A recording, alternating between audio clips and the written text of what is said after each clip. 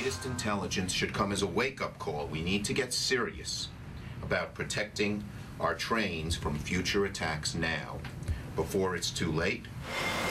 That's New York Senator Chuck Schumer calling for increased security on Amtrak trains. He is pushing for more federal dollars and the creation of a so-called no-ride list, similar to a no-fly list used at the airports. This follows news that data found at Osama bin Laden's compound in Pakistan suggested al-Qaeda considered targeting rail lines in the United States. Joining us now to talk more about the raid on the compound, Michael Barrett, former director of strategy at the White House Homeland Security Council, also former U.S. intelligence officer. Mike, thanks for coming in this morning. Thank you. Let's talk first of all about what we just heard with Chuck Schumer talking about that and the information that was found in there. You know, when we talk about and this trains reference has been made in the past, was this a plan, or was this just, you know, al-Qaeda saying, okay, we could do this, we could do this, we could do this? I think it's most likely the latter.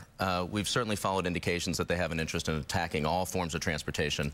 They create spectacular attacks. You saw it in London. You've seen it in a variety of countries. You saw it in Madrid, Spain. So attacking rail, attacking airplanes, attacking port facilities, these are things that we know that they may be interested in. So I don't think we should get overly alarmist about that. But what it does tell us is that we need to be alert. We need to figure out how to report suspicious activities to the authorities, to work with the new fusion centers that DHS has set up, to really figure out how we as average citizens can keep an eye on things and then report it when you see something out of the ordinary. And that's the question now that we're almost 10 years removed from the September 11th attacks. Have we learned to do that now? Or if we look at things like for example, and I hate to go back to the senator, but since we led into it with the story, you know, the creation of a no-ride list type of thing. Is that what we need to do, or do we just need to be more vigilant just as people out there? I think we have to do both. I mean, what you see is there's a lot of things that go on behind the scenes, and that's the no-ride list and keeping track of who's going where, what the patterns are, looking for what we call pre-operational surveillance.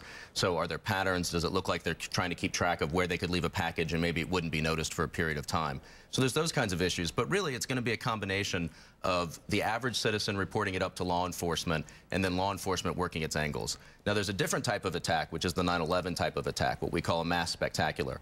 In those types of events, it's the intelligence community. It's the Navy SEALs. It's the military deployed overseas.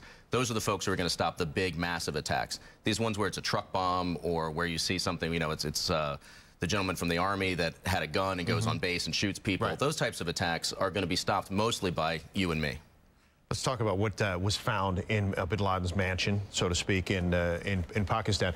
Most valuable stuff to come out of there would be what? Well, there's two things. One is we'll understand who he was really talking to. So that'll give us a much clearer picture of the senior level hierarchy within the organization. So that's important. But second, and frankly even more important than that, is that we'll be able to track down where those people are. So they've got to be scurrying, right? If you think that there's a chance he's got a reference to where your hideout is, then you've got to move. And it's when the rats move, that's when we can track them. So how valuable is that, and how busy will that keep our military and our special ops forces right now trying to find where these guys may be relocating Extremely busy. I mean, these guys are working around the clock. We've been working hard for 10 years, but of course, like anything, you fall into routines and, you know, there's a natural time system that you work on. But right now, everybody's working 24 hours flat out. All right, so if Osama bin Laden was living in that one place for 5 or 6 years, is it a good bet that the other people who are higher-ups in al-Qaeda have been doing the same thing elsewhere? In the high-ups of al-Qaeda core, which is the main bin Laden type organization, we think many of them are in Pakistan, some of them may be in Afghanistan.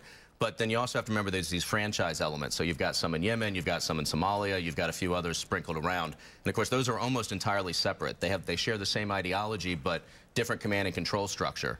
And so we have to keep an eye out for them as well. We can't get fixated only on Afghanistan and Pakistan.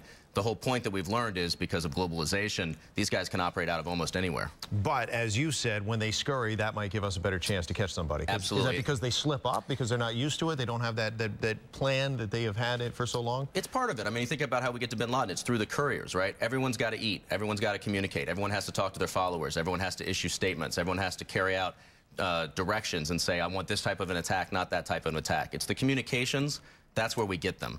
But the other important piece of this, of course, is we got to chase the low-level guys because they lead to the mid-level guys, which leads to the senior guys. And so it really is an investigative approach. Unfortunately, it takes time, but the good news is we're getting much better at it. All right, and that takes care of being proactive and trying to track that down. What about possible retaliatory attacks? Should we be worried? We should absolutely be worried. I believe domestically that there is a high risk for about 2 to 3 months, particularly, of low-level attacks. So again, we're talking about truck bombs, somebody with a weapon going after people and, you know, shooting 10 or 15 people.